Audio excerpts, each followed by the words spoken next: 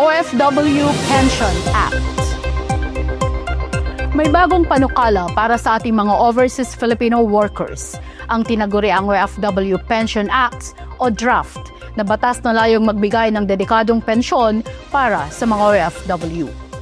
Ayon sa ipinarehistrong Senate Bill No. 252 na inihain ni Senador Erwin Tulfo at kasalukuyang prioridad sa Senado, layo nito ang magbigay ng buwanang pensyon na humigit kumulang 5,000 pesos kada buwan sa mga kwalipikadong OFW. Ang panukalang batas ay nagsasaad na ito ay bukod sa mga benepisyo na natatanggap na sa ilalim ng Social Security System. Ang mga bahagi ng panukala ay naglalaman ng pagtatatag ng isang pension fund na espesyal para sa OFW.